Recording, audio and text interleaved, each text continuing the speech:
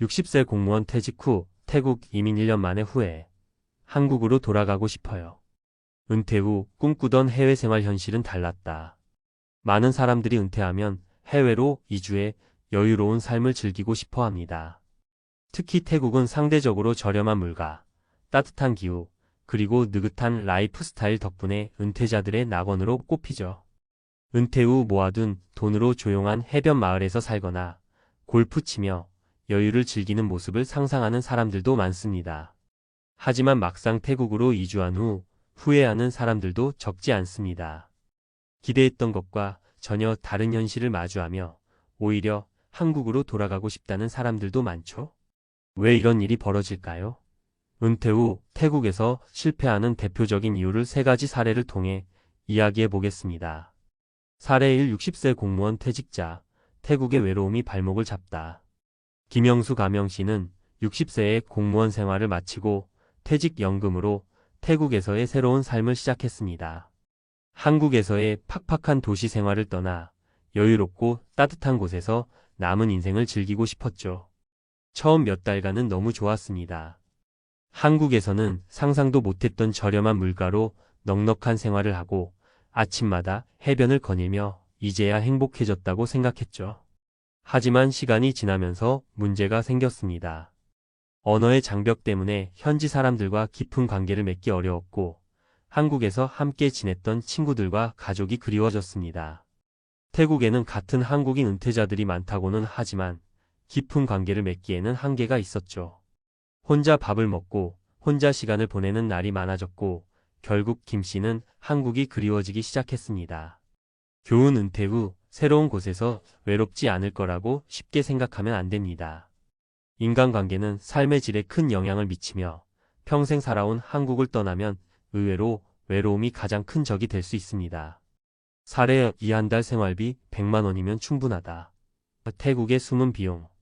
이재훈 가명씨는 30년 동안 대기업에 다니면서 열심히 일했습니다. 퇴직 후 그는 한국에서는 은퇴 생활이 힘들다고 판단해 태국으로 이주를 결심했습니다. 태국에서는 생활비가 훨씬 적게 든다고 들었기 때문입니다. 그는 자신이 모아둔 돈으로 최소 20년은 걱정 없이 살 수 있을 거라고 믿었습니다. 하지만 현실은 달랐습니다. 물론 식비나 집값은 한국보다 저렴했지만 의료비, 비자 갱신 비용, 예기치 못한 지출이 계속해서 발생했습니다. 특히 건강이 나빠지면서 병원을 가야 했는데 태국에서의 의료 서비스는 한국만큼 싸지 않았습니다. 고급 병원을 이용하려면 한국보다 더 많은 돈이 필요했고 현지 병원에서는 언어 장벽이 있어 진료받기가 쉽지 않았죠. 한 달 100만 원이면 충분하다는 이야기는 어디까지나 아프지 않을 때의 이야기였습니다. 몇 번의 병원 진료 후 그는 심각한 고민에 빠졌습니다.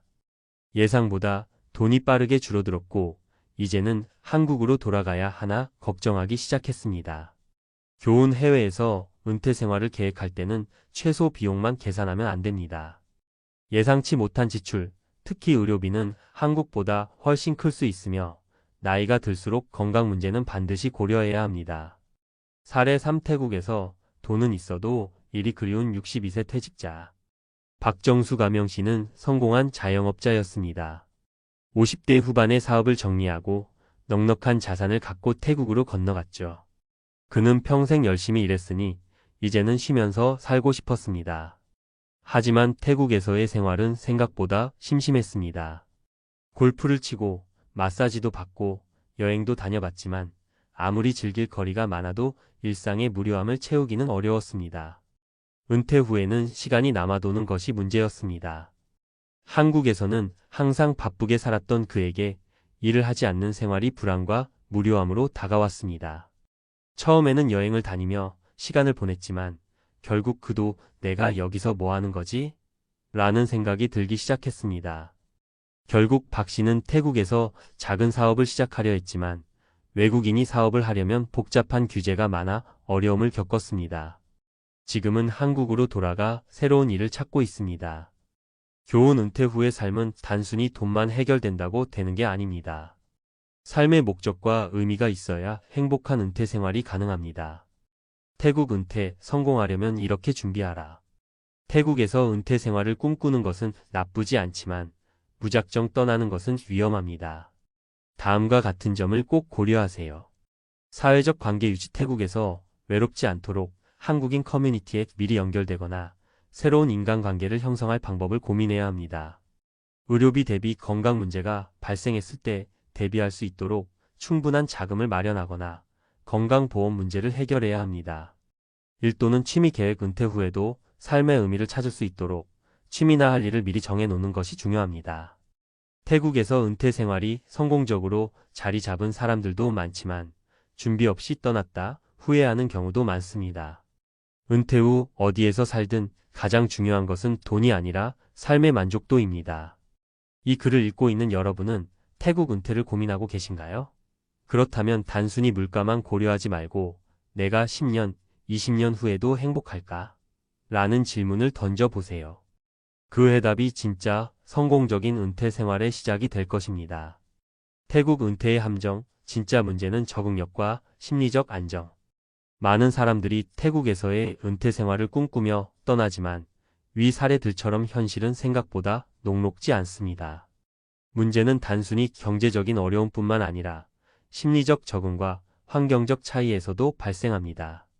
태국뿐만 아니라 해외에서 은퇴 후 실패하는 사람들에게는 몇 가지 공통적인 원인이 있습니다.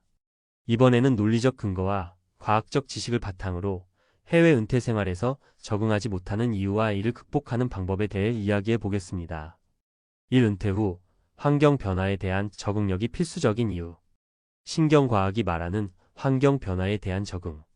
우리의 뇌는 익숙한 환경 속에서 안정감을 느끼도록 설계되어 있습니다. 신경과학에서는 이를 인지적 고착 카그니티브 픽세이션이라고 부릅니다. 오랫동안 한국에서 생활하며 형성된 습관과 사고방식이 해외에서는 전혀 다른 방식으로 작동해야 한다면 큰 스트레스로 다가올 수 있습니다. 예를 들어 한국에서 습관적으로 먹던 음식이 해외에서는 구하기 어렵거나 문화적 차이로 인해 생활 방식 자체를 바꿔야 하는 경우 우리의 뇌는 이를 위협으로 인식합니다. 특히 노화가 진행될수록 새로운 환경에 적응하는 능력이 감소하는데 이는 신경가소성인 이후 ROPLASTICITY이 약해지기 때문입니다. 해결책. 태국 2주 전에 최소한 몇 개월간 거주하면서 현지 생활을 체험해보고 본인의 적응력을 테스트해보세요.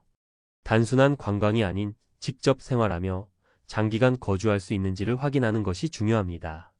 이 심리학이 말하는 사회적 고립과 은퇴자의 우울감.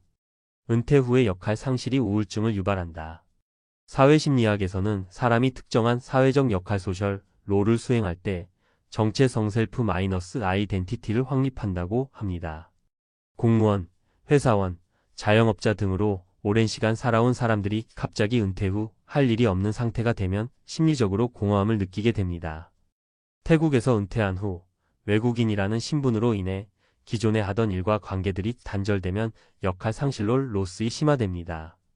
이는 장기적으로 무기력감을 초래하며 심한 경우 은퇴 후 우울증 리타이어먼트 디프레션으로 이어질 수도 있습니다. 해결책. 태국에서 새로운 역할을 가질 수 있도록 현지에서 할 수 있는 일봉사활동, 취미 모임, 소규모 창업 등을 미리 계획해야 합니다. 은퇴 후 가장 큰 위험 요소 중 하나가 사회적 고립이므로 한국인 모임뿐만 아니라 현지 친구들을 만들거나 언어를 배워 새로운 커뮤니티에 적응하는 것이 중요합니다. 3. 의료 시스템과 건강 문제에 아프면 바로 한국 돌아갈 수 있을까? 의료 시스템과 노화의 관계. 세계보건기구 WHO에 따르면 60세 이상 고령자의 의료 비용은 50대 이전보다 평균 3배 이상 증가한다고 합니다. 즉, 나이가 들수록 병원에 갈 일이 많아진다는 뜻이죠. 태국은 의료 시스템이 잘 갖춰져 있지만 외국인들에게는 제한적인 부분이 많습니다. 한국처럼 국민건강보험이 적용되지 않기 때문에 응급 상황에서 한국으로 돌아가야 할 수도 있습니다. 또한 특정 질환 고혈압, 당뇨, 심혈관 질환 등이 있다면 지속적인 관리가 필요한데 외국에서 제대로 된 진료를 받기 어려운 경우가 많습니다. 해결책. 해외 거주 시 반드시 국제의료보험에 가입하고 비상시 한국으로 빠르게 돌아올 수 있는 대비책을 마련해야 합니다. 병원 접근성을 고려하여 은퇴할 지역을 정하는 것이 중요합니다. 외곽보다 방콕이나 치앙마이처럼 병원이 밀집된 곳에 거주하는 것이 유리합니다. 은퇴 후 태국 이주 성공하려면 이렇게 준비하라. 태국에서 은퇴 생활을 성공적으로 보내려면 단순히 경제적인 문제뿐만 아니라 심리적, 사회적, 건강 문제까지 고려해야 합니다. 아래와 같은 준비 과정을 거치면 은퇴 후 후회할 확률을 줄일 수 있습니다. 1. 태국 장기 체류 체험 필수. 최소 6개월 이상 태국에서 살아보면서 본인이 적응할 수 있는지 테스트해야 합니다. 단순 관광이 아닌 실제 생활과 비슷한 환경에서 살아보는 것이 중요합니다. 2. 사회적 네트워크 형성. 한국인 커뮤니티뿐만 아니라 현지인들과의 관계를 쌓을 수 있도록 언어를 배우고 문화적 적응력을 키워야 합니다. 일을 하지 않는 삶이 무료할 수 있으므로 취미활동이나 봉사활동, 소규모 창업 등을 고려하는 것이 좋습니다. 3. 건강관리 및 의료 대비. 국제건강보험에 가입하고 태국 내 의료 시스템을 철저히 조사해야 합니다. 건강 문제가 발생할 경우 한국으로 빠르게 돌아올 수 있는 계획을 마련해야 합니다. 4. 은퇴 후 삶의 목표 설정. 단순히 돈만 있으면 행복할 것이다 라는 생각을 버리고 새로운 인생 목표를 설정해야 합니다. 은퇴 후에도 지속적으로 배우고 도전하는 자세가 중요합니다. 결론 은퇴 후 태국 이주 정말로 행복할 수 있을까? 은퇴 후 해외로 나가는 것은 신중하게 고려해야 할 중요한 결정입니다. 단순히 물가가 싸니까라는 이유로 태국을 선택하면 실패할 확률이 높습니다. 중요한 것은 삶의 질이며 이는 경제적 안정, 사회적 관계, 건강관리, 그리고 심리적 안정이 뒷받침될 때 비로소 가능합니다. 여러분은 태국에서의 은퇴를 꿈꾸고 계신가요? 그렇다면 단순한 환상이 아니라 현실적인 준비를 통해 성공적인 은퇴 생활을 만들어가길 바랍니다. 지금 준비하지 않으면 은퇴 후 후회하는 순간이 올지도 모릅니다. 30년 직장생활 끝, 58세 부장의 은퇴 후 통장 잔고 영원. 서론 열심히 일했는데 왜 남은 게 없을까? 부장님 이제 퇴직하셔야죠. 30년 넘게 한 회사에서 일한 58세 김 부장은 퇴직 통보를 받았다. 남들이 보기엔 꽤 괜찮은 직장 생활을 했고 후배들에게도 나는 그래도 노후 걱정은 없지라고 말하곤 했다. 그런데 막상 퇴직 후 현실을 맞닥뜨리니 눈앞이 캄캄했다. 통장 잔고를 확인해보니 겨우 600만 원 남짓. 퇴직금이 나오긴 했지만 여기저기 갚을 돈을 정리하니 손에 남는 돈은 거의 없었다. 30년 동안 성실하게 일했지만 정작 은퇴 후를 위한 준비는 제대로 해본 적이 없었다. 월급이 들어오면 집 대출금 갚고 아이들 교육비 내고 생활비 쓰고 나면 남는 게 없었다. 언젠가 준비해야지라고 생각만 했지 바쁜 일상에 쫓겨 실천하지 못한 것이다. 그렇게 58세 퇴직 후 김 부장은 한순간에 무소득자가 되었다. 그런데 그는 혼자가 아니다. 수많은 5060대가 같은 문제를 겪고 있다. 오늘 이야기할 내용은 왜 많은 사람이 은퇴 후 빈털터리가 되는지, 그리고 지금부터라도 늦지 않게 준비하는 방법이다. 왜 은퇴 후 통장이 텅 비는 걸까? 1월급에 함정 고정 수입이 있으니 괜찮다는 착각. 대부분 직장인은 월급이 안정적으로 들어오는 것만으로 안심한다.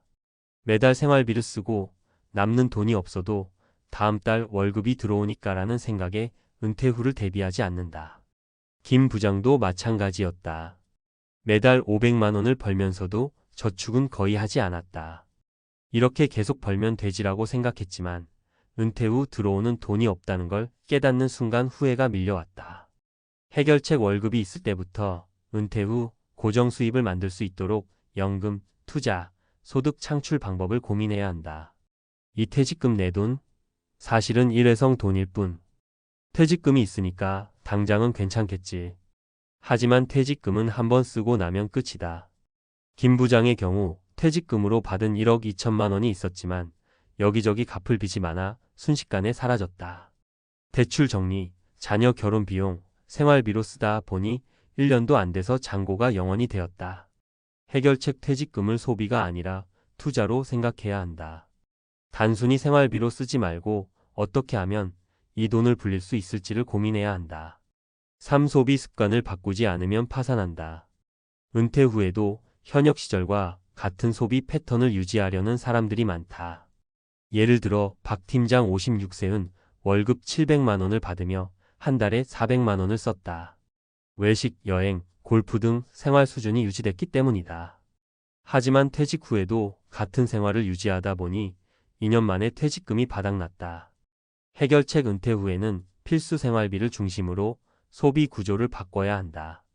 특히 고정비집, 차, 보험료를 줄이고 소득 대비 소비율을 조정하는 것이 핵심이다. 은퇴 후에도 안정적인 삶을 위한 3가지 전략.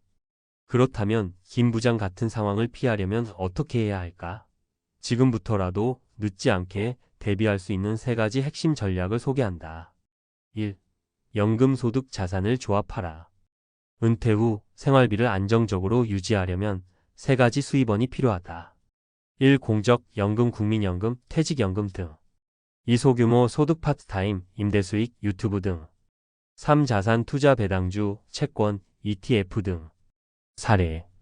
이 과장 59세는 3년 전부터 연금 외에도 월 50만 원 수익을 목표로 준비했다.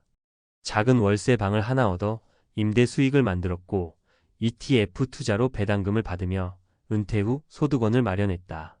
덕분에 퇴직 후에도 걱정 없이 생활하고 있다. 2. 생활비 구조를 바꿔라. 사례. 정 부부 61세, 59세는 서울에서 은퇴 후 지방으로 내려가 월세 50만 원짜리 전원주택에 거주하면서 생활비를 절반으로 줄였다.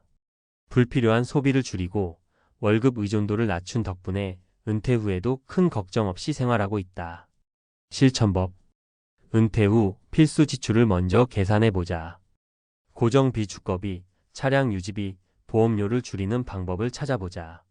남는 돈은 소비하지 말고 소득 창출을 위한 투자로 돌리자. 3. 은퇴 후에도 일할 준비를 해라. 퇴직하면 편하게 살겠다는 생각은 현실적이지 않다. 은퇴 후에도 일을 계속할 준비를 해야 한다. 사례.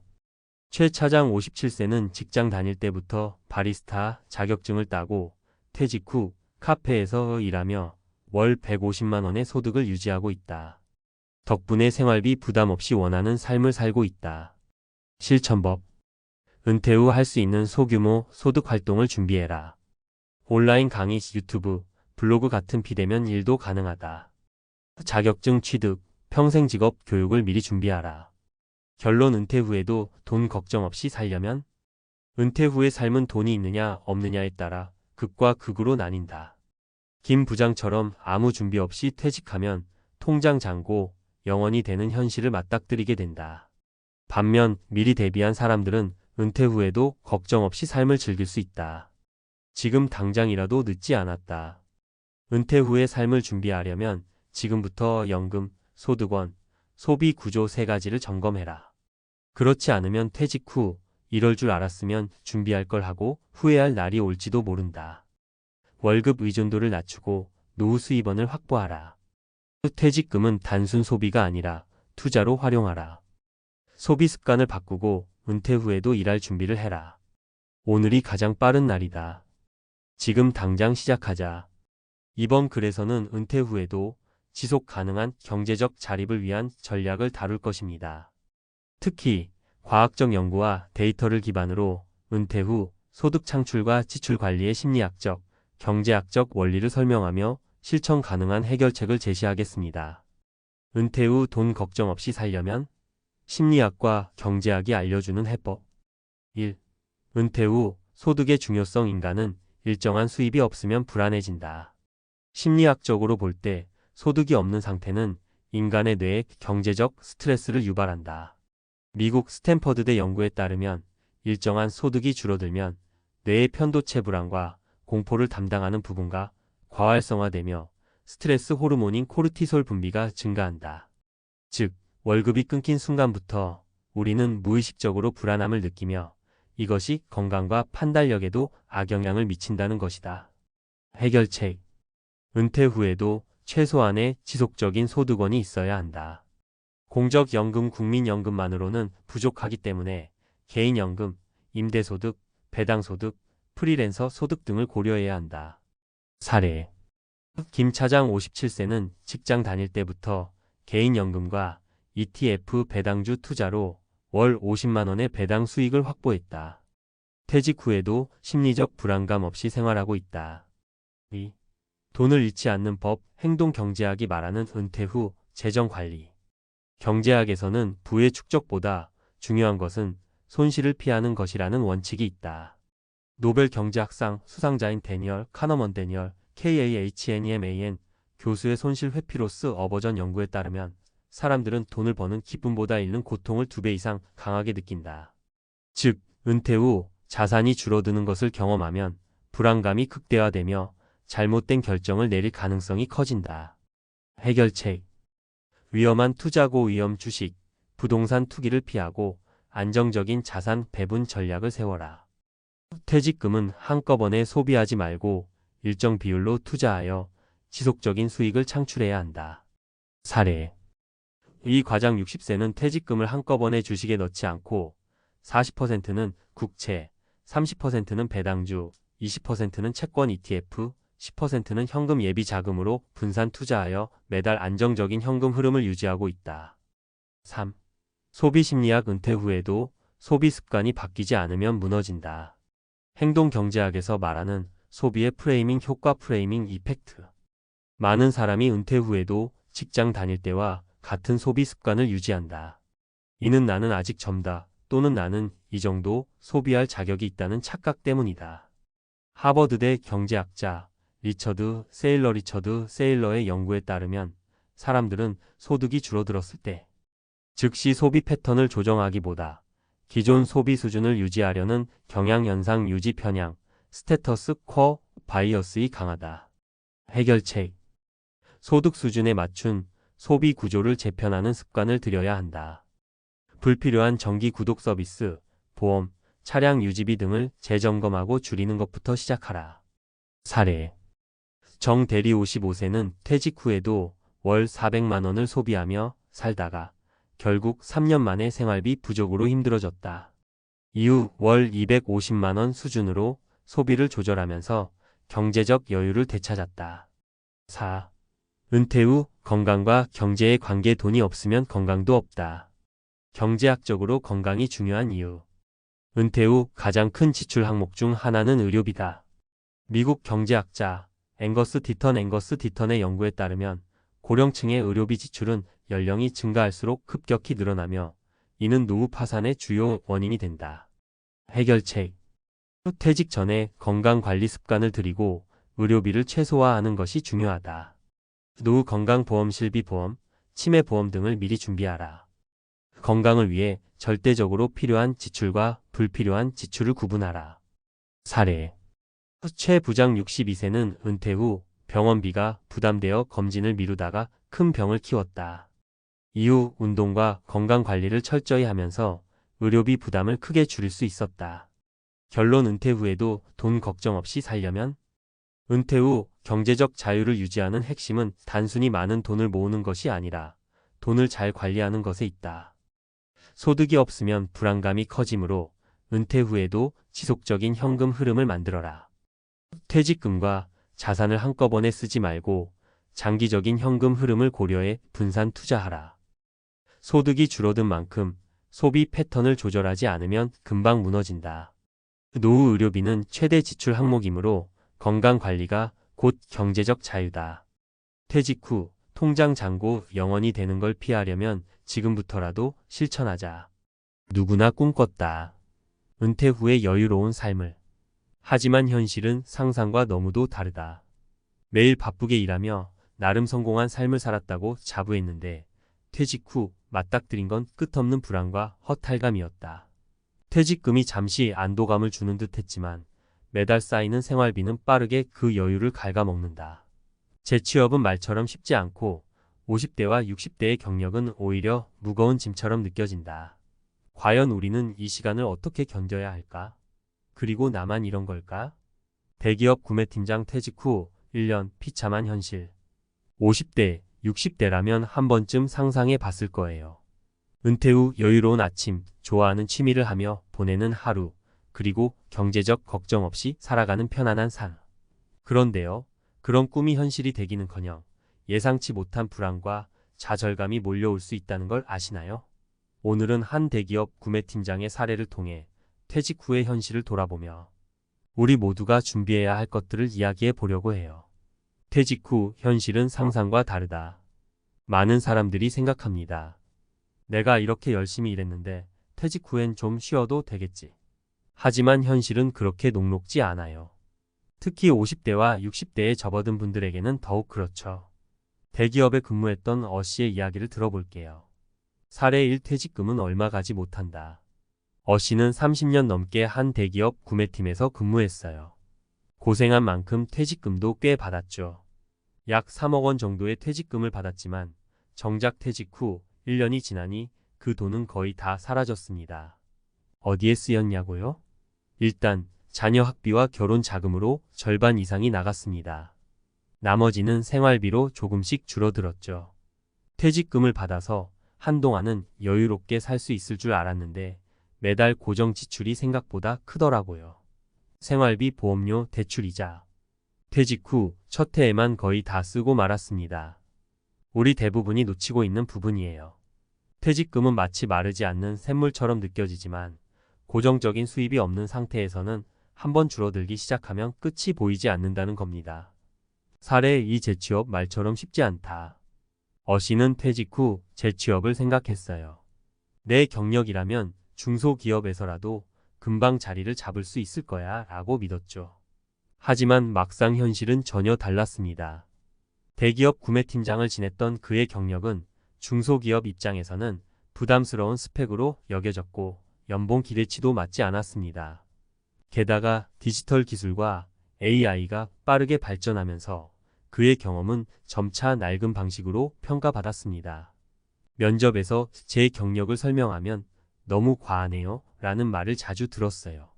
제가 요구하는 연봉이 높을 것 같다는 선입견도 있었고요. 결국 재취업 자리를 찾는 게 정말 어렵더라고요. 이처럼 퇴직 후 새로운 일자리를 찾는 것이 기대만큼 쉽지 않은 이유는 시대 변화와 맞지 않는 스킬 그리고 나이에 따른 편견 때문이에요. 50대, 60대에게는 재취업이 또 하나의 도전이 될 수밖에 없습니다. 사례 3. 사회적 관계의 단절. 퇴직 전에는 직장 동료들과의 관계가 자연스러운 일상이었지만 퇴직 후에는 관계의 단절이 예상치 못한 외로움을 가져옵니다. 어 씨는 퇴직 후 6개월 동안 우울감에 빠졌습니다. 직장에서는 늘 사람들이 있었잖아요. 같이 점심도 먹고 프로젝트 회의도 하면서 바쁘게 살았죠. 그런데 퇴직하고 나니 하루 종일 혼자 있는 시간이 많아지더라고요. 가족과의 대화도 줄고요. 이처럼 퇴직 후의 고립감은 경제적 문제보다 더 큰 심리적 위기를 가져오기도 해요. 인간은 사회적 동물이기 때문에 갑작스러운 단절은 큰 스트레스를 유발합니다. 이를 해결하려면 미리 인간관계를 넓히고 새로운 커뮤니티를 찾으려는 노력이 필요합니다. 퇴직 후 우리는 어떻게 대비해야 할까? 이제 어 씨의 사례를 통해 배울 점들을 정리해 볼게요. 퇴직금만 믿지 말자. 퇴직금은 그 자체로 충분하지 않습니다. 은퇴 전에 다양한 수입원을 만들어야 해요. 월세 수익, 배당금, 소규모 비즈니스 등으로 고정 수입을 확보해야 합니다. 재취업 대비 기술을 업그레이드하자. 디지털 기술과 새로운 트렌드에 맞춘 공부를 미리 시작하세요. 예를 들어 IT 기초나 온라인 마케팅, 창업 관련 지식은 모든 연령대에서 활용 가능하죠. 관계와 커뮤니티를 소중히 여겨라. 직장이 아니라도 새로운 인간관계를 쌓을 기회를 만들어야 해요. 지역 봉사활동, 취미 동호회, 소셜미디어 활용 등 다양한 방법으로 사회적 고립을 피할 수 있습니다. 마무리하며 퇴직 후의 삶, 생각보다 훨씬 치열합니다. 하지만 그렇다고 두려워할 필요는 없어요. 미리 준비하고 변화를 받아들이는 자세를 가진다면 새로운 기회는 언제든 찾아올 수 있습니다. 어 씨의 이야기가 우리에게 경각심과 동시에 희망을 주기를 바라며 오늘의 글을 마칩니다. 우리 모두가 퇴직 후에도 빛나는 삶을 살 수 있기를 응원합니다. 퇴직 후 성공적인 제2의 인생을 위해 전문가가 제안하는 3가지 해법. 퇴직 후의 삶은 우리 대부분이 맞닥뜨릴 수밖에 없는 큰 도전입니다. 앞서 이야기했던 사례를 통해 퇴직 후 겪게 될 경제적 어려움, 심리적 고립, 그리고 재취업의 어려움을 살펴봤습니다. 그렇다면 이런 문제들을 어떻게 해결할 수 있을까요? 이번에는 전문가로서 구체적인 해법을 제안하며 우리가 지금부터 준비해야 할 것들을 하나하나 짚어보겠습니다. 1. 퇴직금만 믿지 말고 소득 다각화를 준비하라. 많은 분들이 퇴직금으로 몇 년은 버틸 수 있을 것이라 생각하지만 현실은 그렇지 않습니다. 퇴직금은 일정한 소득이 없는 상태에서 급속도로 소진되기 마련이에요. 이 문제를 해결하려면 퇴직 전부터 다양한 소득원을 마련해야 합니다. 예시 월세 수입으로 안정적인 캐시플로우 만들기. 서울에 사는 58세의 B씨는 퇴직 후를 대비해 5년 전 작은 상가 건물을 매입했습니다. 그는 대출을 끼고 구입했지만 월세 수입으로 대출 이자를 갚으면서도 남는 돈을 저축해 왔습니다. 퇴직 후에는 이 월세가 생활비의 큰 부분을 책임지고 있어 큰 경제적 불안 없이 여유로운 삶을 살고 있습니다. 퇴직 후 월급이 끊긴다고 생각하니 불안했어요. 그래서 퇴직 전 월세 수입을 마련하려고 계획했죠. 지금은 덕분에 매달 고정적으로 들어오는 돈이 있어서 마음이 편합니다. 물론 부동산만이 답은 아닙니다. 주식 배당금, 적금 이자 또는 작은 창업을 통해서라도 소득의 파이프라인을 늘려야 합니다. 이런 소득 다각화는 퇴직 후 삶의 안정성을 크게 높여줍니다. 2. 디지털 시대에 맞는 재교육과 기술 습득. 퇴직 후 재취업은 단순히 경력이나 나이 문제가 아닙니다. 세상이 빠르게 변하면서 과거의 경력만으로는 경쟁력이 떨어질 수밖에 없어요. 새로운 기술을 배우고 시대에 맞는 역량을 키우는 것이 무엇보다 중요합니다. 예시 IT 기술로 재취업에 성공한 사례. 대기업 IT 부서에서 근무했던 60세의 C씨는 퇴직 후 재취업을 시도했지만 시대가 바뀌면서 기존 기술만으로는 어렵다는 것을 깨달았습니다. 그래서 그는 코딩과 데이터 분석 과정을 배우기 시작했고 1년 후 스타트업의 데이터 관리자로 다시 일할 기회를 얻었습니다. 처음에는 내가 이런 걸 배워서 뭐 하나 싶었지만 배우면서 자신감이 붙었어요. 나이가 많아도 시대에 맞는 기술을 익히면 다시 일할 기회가 생기더라고요. 중년 이후에는 평생 학습이라는 마인드가 필수입니다. 온라인 강의, 지역, 커뮤니티 대학, 자격증 과정을 통해 새로운 기술을 배우는 데 시간을 투자해 보세요. 3. 관계와 커뮤니티를 확장하라. 퇴직 후 가장 어려운 점 중 하나는 고립감입니다. 매일 직장에서 동료들과 어울리던 삶이 갑자기 끊기면 우울감과 무기력감이 찾아오기 쉽습니다. 이런 심리적 고립을 막기 위해서는 퇴직 전에 새로운 커뮤니티를 찾아야 합니다. 예시 봉사활동으로 삶의 활력을 되찾은 사례. D씨는 퇴직 후 우울감에 시달리다 우연히 지역 봉사단체에서 활동을 시작했습니다. 그는 독거노인을 위한 도시락 배달 봉사에 참여하며 새로운 사람들을 만나고 보람을 느끼기 시작했습니다. 처음엔 나 같은 사람이 봉사활동을 해서 도움이 될까 싶었는데 누군가에게 작은 도움을 주면서 제 삶도 다시 활기를 찾게 되었어요. 봉사활동뿐만 아니라 취미 동호회, 스포츠 클럽, 심지어 온라인 커뮤니티까지 다양한 방법으로 새로운 인간관계를 만들어 보세요. 나와 같은 처지에 있는 사람들과 교류하며 새로운 활력을 얻을 수 있습니다. 퇴직 후 준비를 위한 3단계 플랜. 재정 점검과 소득 다각화 계획 세우기.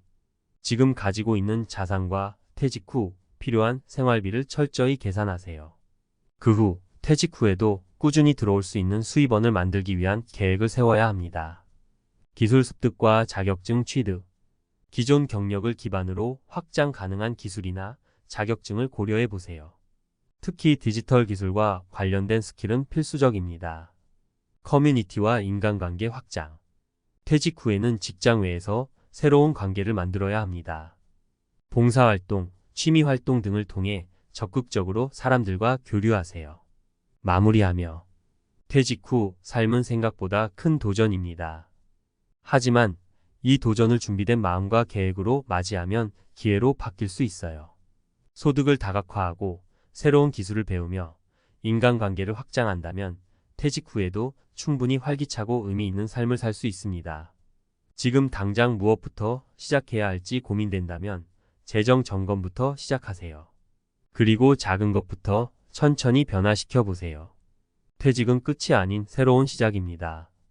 여러분, 혹시 내가 평생 열심히 일했고 직장에서도 꽤 높은 자리에 올랐으니 은퇴 후에는 편하게 지낼 수 있겠지 하고 막연하게 생각해 보신 적 있으신가요? 사실 저도 예전엔 그랬어요.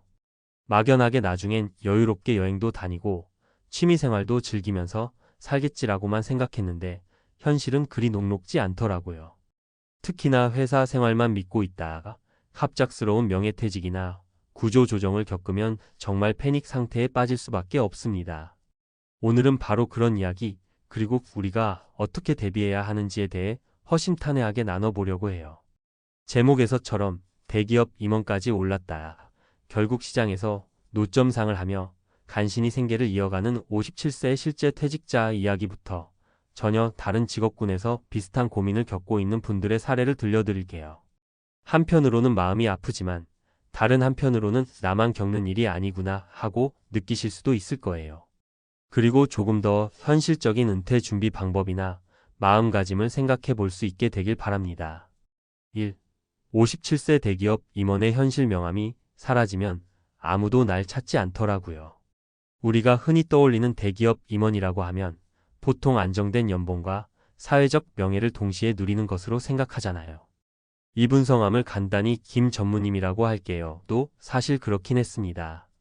해외 출장도 잦았고 회의 때마다 부장급 간부들을 모아놓고 브리핑 받는 게 일상이었죠. 그런데 회사가 글로벌 경제 위기와 함께 조직 슬림화를 본격화하면서 생각지도 못한 명예퇴직 제안이 날아왔대요. 흔히 임원은 평생 회사에서 끝까지 책임지지 않겠어? 라고 오해하기 쉬운데 오히려 임원 자리일수록 언제든 날아갈 수 있는 고위험 직군이란 말도 있습니다. 퇴직금이 적은 편은 아니었대요. 그런데 문제는 그동안 임원 생활하면서 라이프 스타일이 상당히 높아져 있었던 거예요. 월급이 많다 보니 집도 넓고 좋은 곳으로 마련하고 자동차도 고급 세단을 당연히 굴렸고 회식이나 첩대가 잦아지면서 개인 지출도 만만치 않았죠. 임원 연봉이라곤 하지만 실제로는 고정 지출이 많은 상황이었습니다. 한두 달은 이제 잠깐 쉬면서 새로운 기회를 찾아볼까 하고 느긋하게 지냈지만 막상 헤드헌팅 업계에서는 더 이상 스카우트 제의가 들어오지 않았습니다. 57세, 임원 경력만 있지 실무 경력은 상대적으로 빈약하다고 판단된 거예요.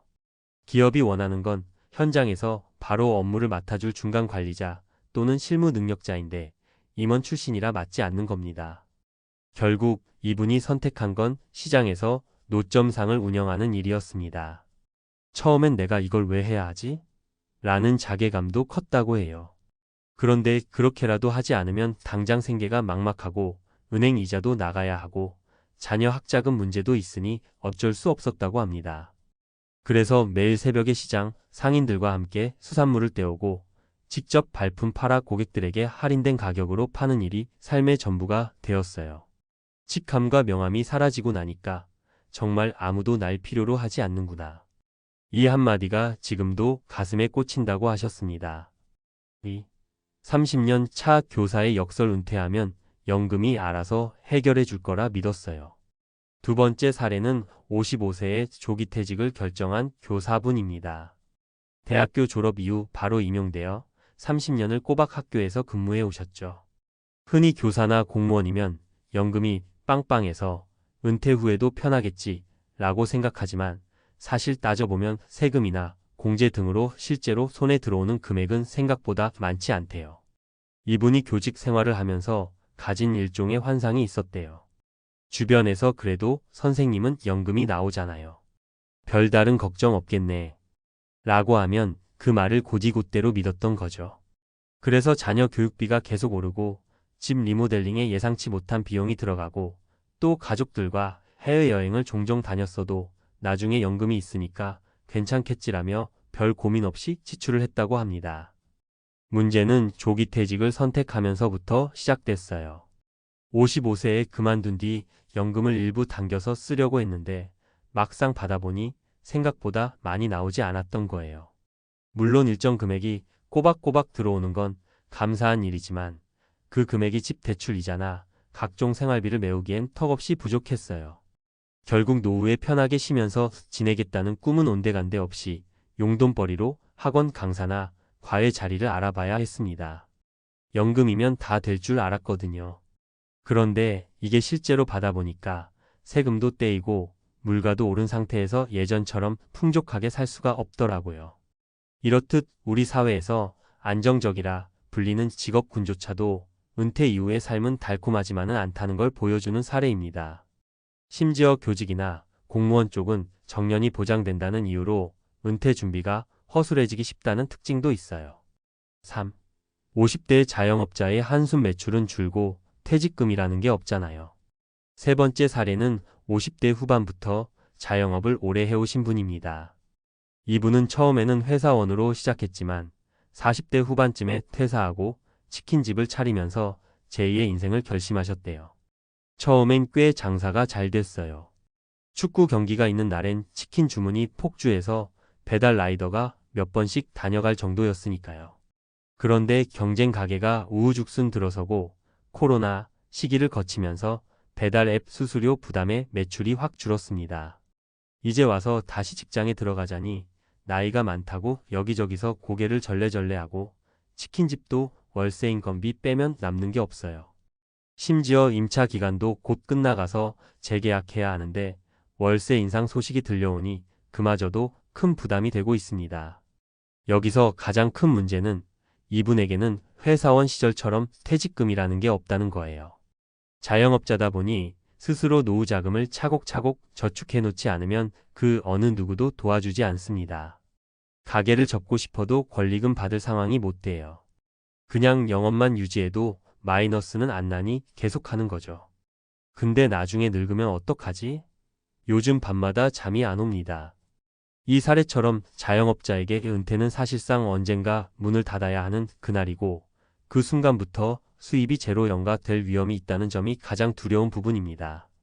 그래서 미리부터 대비해 두거나 최소한 임대료나 고정비 부담을 줄일 수 있는 방안을 마련해 두어야 해요. 은퇴 준비 어떻게 해야 할까? 이 세 가지 이야기를 듣고 나면 나는 아직 몇 년 남았는데 하면서도 막연히 두려운 감정이 생기지 않으세요? 사실 은퇴라는 건 미리 대비하지 않으면 닥치는 순간에 더 큰 패닉 상태에 빠질 수밖에 없어요. 특히 직장인들의 경우 회사가 언제 구조 조정을 할지 모르고 우리나라 정년이 생각보다 짧다는 점을 꼭 기억하셔야 합니다. 여기서 중요한 건 단순히 돈을 모아놔야 한다는 말로 끝나지 않는다는 거예요. 은퇴 후에도 스스로 무엇을 하며 어떻게 사람들과 소통하고 또 어떤 방식으로 가치를 창출할 수 있을지 고민해야 하거든요. 그게 직장인이라면 재취업이 될 수도 있고 자영업일 수도 있고 프리랜서로 일하는 방법일 수도 있어요.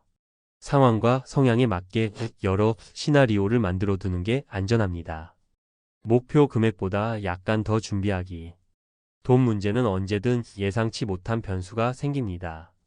병원비나 자녀 문제, 가족 돌봄 등등. 그래서 이 정도면 되겠지? 하는 금액보다 좀 더 여유를 둬야 한다는 말씀이에요. 연령대별로 구분해서 준비하기. 50대 초중반까지는 현역으로 일할 수 있을 거라고 전제하더라도 60대 이후의 삶도 그려보셔야 합니다. 막상 60대가 되면 체력적으로 무리해서 일하기 힘들어질 수 있거든요. 당장 할 수 있는 소득원을 확인하기. 은퇴 후에도 내가 당장 할 수 있는 일이 무엇이 있을지, 예를 들어 원래 직장에서 배운 기술, 자격증 또는 취미를 어떻게 수익화할 수 있는지를 고민해 봐야 합니다. 책 한 권이라도 써볼 수 있고 온라인 강의나 컨설팅을 할 수도 있죠. 고정비 줄이기 연습. 임원 시절, 안정적인 교사 시절 혹은 자영업 호황기 시절에 맞춰진 지출 패턴을 바꿔야 합니다. 지금 가계부를 적으면서 줄일 수 있는 곳이 어디인지 꼼꼼히 살펴보는 습관이 중요해요. 심리적 대비도 필수. 은퇴 후에 사람이 가장 힘들어지는 건 소속감의 상실이라고 합니다. 예전에는 출근할 곳이 있고 동료들도 있었지만 은퇴 후엔 그게 한순간에 사라져 버리잖아요. 그러니 미리 새로운 커뮤니티나 모임, 동호회 같은 것들을 찾아두는 것도 큰 도움이 됩니다. 마무리하며 오늘 나눈 세 가지 사례, 그리고 그분들의 이야기는 결코 남일만 같지 않습니다.